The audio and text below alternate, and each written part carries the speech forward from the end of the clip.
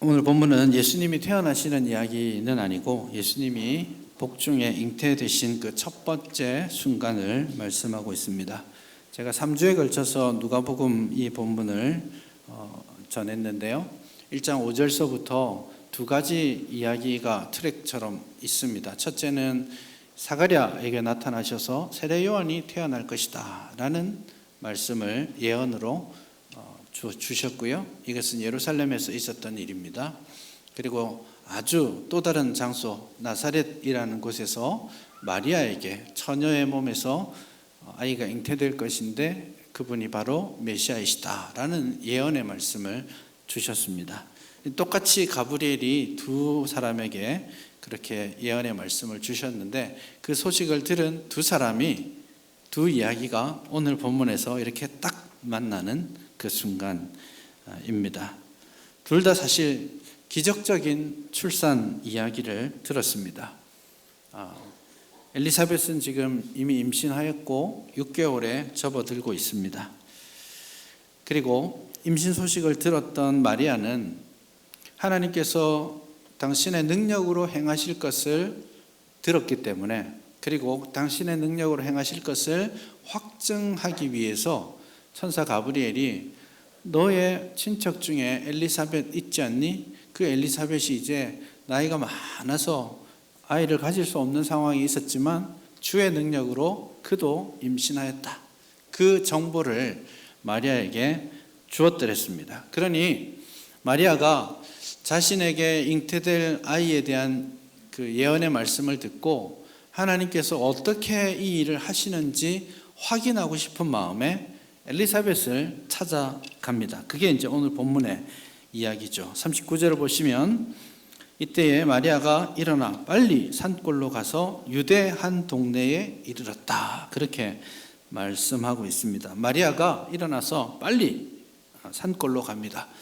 나사렛에서 유대의 한 동네, 유대 산골로 간다라는 말인데, 빨리 갔다는 말은 막 뛰어갔다는 뜻이 아니라 이야기를 듣고 주저함 없이 내가 하나님이 하신 일을 확인할 거야 하는 그런 마음으로 지금 신속하게 이동했다라는 뜻입니다. 이게 이제 우리가 이스라엘 지도를 한번 머릿속에 생각해 보시면 이게 간단한 일은 아닙니다. 나사렛은 이스라엘 땅의 북부 지방에 있습니다. 그리고 유대 한 동네는 이스라엘 남부에 접어드는 한 가운데 지점에 있습니다. 그래서 아마 대충 계산해 보면 한 사흘 내지 나흘 정도는 걸어가야, 그 산길을 따라서 걸어가야 만날 수 있는 지점입니다. 이제 유대인들은 사실은 이 길이 산으로 나 있는 길입니다. 그래서 쭉 산길 따라 내려오게 되는데요. 사나흘을 이제 10대 중반의 이 여성이 여행을 결정하는 것 쉽지 않았을 겁니다. 그런 여러 가지 어려움에도 불구하고 마리아는 지금 하나님이 어떻게 역사를 이루어 가실지 그걸 더 깊이 알고 확신하고 싶은 마음이 굉장히 컸습니다. 그리고 한편으로는 여러 가지 복잡한 마음이 있지 않았겠습니까? 주님 말씀하신 대로 저에게 이루어질 것입니다 하고 받았는데 실제로 이 일이 어떤 식으로 진행될지 정말 마음이 좀 답답하고 힘들었을 거라는 생각도 듭니다. 근데 그 두 사람이 지금 만나게 됩니다. 참 그림이 재밌지 않습니까? 할머니가 돼가지고 임신했어요. 이게 뭐 못할 일은 아닌데 또 주변에서 축하할 일이잖아요. 그런데 위험한 일이기도 하고 좀 우리나라 말로 하면 부끄럽잖아요. 남사스러움도 있습니다. 그래서 24절, 25절을 보시면, 24절을 보시면 그 아내 엘리사벳이 잉태하고 나서 5달 동안 숨어 지냅니다. 아이고, 이 일을 어찌할꼬. 감사한 일이긴 한데 이거 참 걱정이 많은 거예요.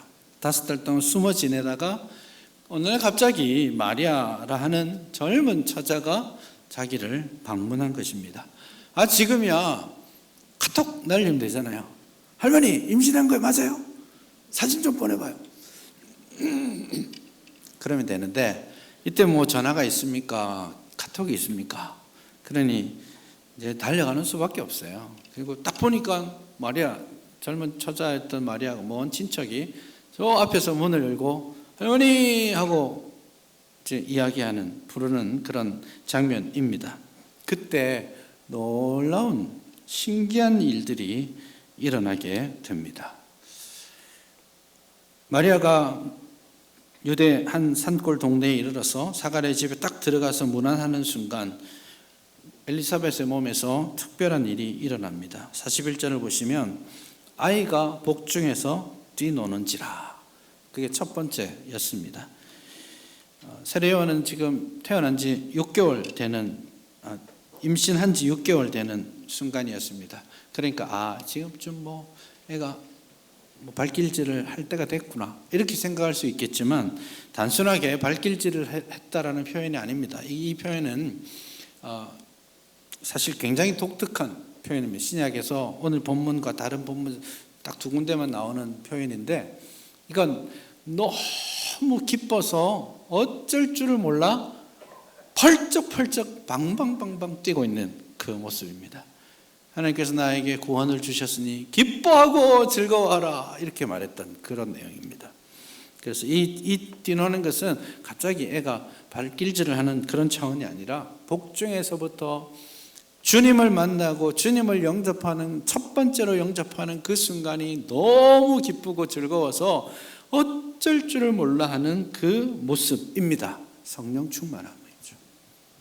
이제 복중에 있는 6개월 된 아기가 성령 충만하여서 내가 주님을 영접합니다 라고 반응을 보이는 겁니다. 1장 14절 15절에 보시면 세례요한의 출생 예언을 할 때 그가 태어난 것을 많은 사람들이 기뻐할 뿐만 아니라 그가 주 앞에서 큰 자가 되고, 마지막에 보면 그 아이가 15절 모태로부터 성령의 충만함을 받는다.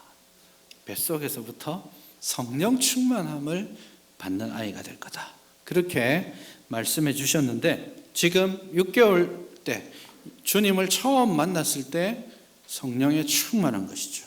뱃속에서 성령 충만한 아이의 움직임을 보고 곧장 그 어머니인 엘리사벳 역시 성령의 충만함을 받아서 노래하기 시작합니다. 이 첫 만남의 이야기가 있고 그리고 중간에 첫 번째 엘리사벳의 노래, 두 번째 그 마리아의 노래, 마지막에 헤어지는 이야기가 있습니다. 그래서 엘리사벳의 첫 번째 노래가 이제 시작되는 것이죠. 그가 성령 충만함으로 마리아를 노래합니다. 큰 소리로 부르면서 마리아 너가 복되다 라고 말하는데 그가 복된 첫 번째 이유는 주님의 모친이기 때문에, 예수님을 품에 안았기 때문에 모든 여인 중에, 이 땅의 모든 사람들 중에 가장 복된 사람이다 그렇게 말을 했고요. 이것도 눈에 보이지 않는 부분을 깨닫는 성령 충만함의 결과물입니다. 두 번째는 너가 주의 뜻대로, 주의 말씀대로 나에게 이루어질 것입니다 라고 그 놀라운 기적을 믿음으로 받았기 때문에 복되다 그렇게 말하고 있습니다. 사실 어떻게 알았을까요? 엘리사벳이 어떻게 알았을까요? 사실은 지금 주의 말씀이 제게 이루어지리다 라고 마리아가 어디 방방방방 외고 다녔습니까? 아니잖아요. 천사와 두 사람이 이야기했던 거예요. 그런데 엘리사벳은 성령의 충만함으로 그 말을 해주고 있는 거죠. 이게 저는 제일 놀랐을 사람이 누구냐 하면 마리아였을 겁니다. 문을 열고 갔는데 며칠 전에 천사가 나에게 했던 말을 엘리사벳이 다시 해주고 있는 거죠. 깜짝 놀랐을 겁니다. 예기치 않은 자리에서 예상치 않은 사람을 통해서 예상치 않은 그 상황들이 만들어져서 하나님의 말씀, 하나님의 뜻이 다시 그에게 전달되고 있는 것이죠. 어쩌면 자기가 임신했다는 사실을 인지하지 못했을 수도 있겠습니다. 한번 생각해 보십시오. 지금 6개월 만에 만났습니다. 그리고 3개월 동안 같이 있다가 헤어지죠. 그리고 나서 엘리사벳이 세례요한을 낳습니다. 그러니 임신할 거다라는 말씀을 들은 이후로 시간이 지난 게 아니에요. 며칠밖에 지나지 않았어요. 그럼 여러분 경험적으로 아이가 임신이 되고 며칠쯤 지나면 임신했다라는 걸 알 수 있을까요? 그 다음날 알아지나요? 그렇지 않죠. 몇 주는 지나야 그런가 하고 검사도 해보고 진짜네 하고 알게 되는 거죠. 실제로 임신이 된 상황을 마리아가 인지하지 못했을 겁니다. 그럼에도 불구하고 성령에 충만하게 된 두 사람, 엘리사벳과 복중에 있는 세례 요한이 그 주님을 영접하고 있는 겁니다. 마리아도 몸으로 인지하지 못했던 그 순간을 지금 성령의 충만함으로 너가 지금 임신하고 있는 그 아이가 주님이시다. 너는 그 주님의 모친이시다. 그렇게 이야기하는 거죠. 마리아에게 얼마나 큰 위로와 힘이 되었을까요? 숨어있던 엘리사벳, 어디 말하기도 애매해서 그냥 조용조용히 시간 지나고 있었습니다. 두 사람이 아무에게도 쏟아내지 못했던 말들을 서로에게 쏟아내는 거죠. 여러분 이 3개월을 한번 상상해 보십시오. 그림이 이상하죠? 할머니가 임신해가지고 지금 배가 불러오고 있고, 임신했다고 말하면 안 되는 처녀, 10대 중반의 처녀가 또 임신했다고 어디 딴 데 가서 말도 못해요. 성령으로 잉태됐다고 어떻게 말하고 다녀요? 숨겨야 될 두 사람이 다 만나서 하나님이 우리를 통해 일하신다. 그 이야기를 하기 시작한 거죠. 저는 이 3개월이 그들에게 진짜 축복과 위로의 시간이 되었다라고 생각합니다. 힘을 얻었을 거예요. 어디에도 내놓을 수 없는 말을, 천사에게 들었던 그 말들을 다시 하고 또 하고 너무 기뻐서 감격하면서 같이 하나님을 찬양하고 노래하고 박수치다가 앞으로 되어질 일들에 대해서 서로 의논하고 위로하고 격려하고, 그렇게 두 사람은 서로 위로가 되고 힘이 되면서 함께 믿음을 키워가고 함께 하나님의 일들을 감당해낼 수 있는 그런 준비를 하고 있었던 것이죠.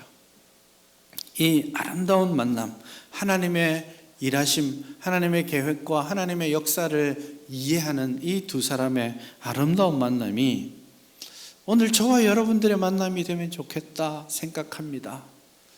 우리 예수 믿는 것 때문에 만난 거잖아요. 여러분이 저를 왜 보겠습니까?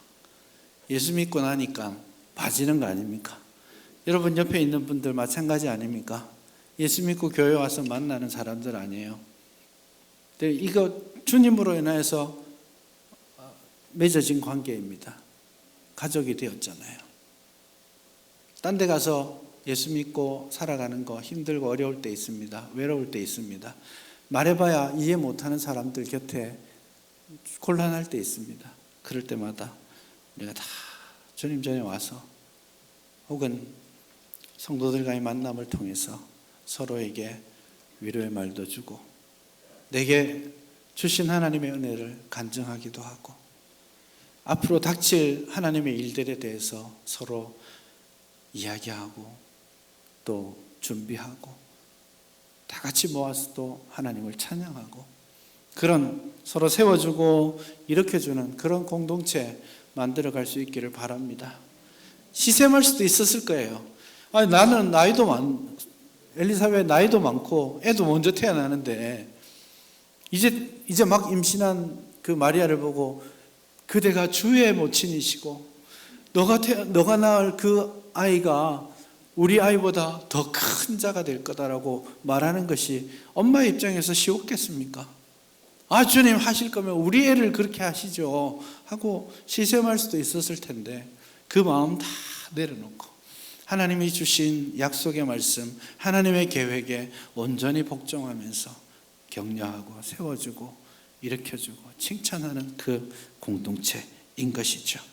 그런 공동체가 오늘 우리 안에 이루어질 수 있기를 바랍니다. 천국의 잔치와 천국의 교제가 오늘 저와 여러분들의 만남 가운데 풍성하게 나타날 수 있기를 바랍니다. 엘리사벳의 그 노래를 들은 마리아 역시 오늘 하나님 앞에 온전한 찬양을 올려드립니다. 마리아의 찬양 이유 한 세 가지 정도 돼요. 첫 번째로 우리가 주목할 것은 마리아가 자기를 어떻게 부르고 있는 겁니다.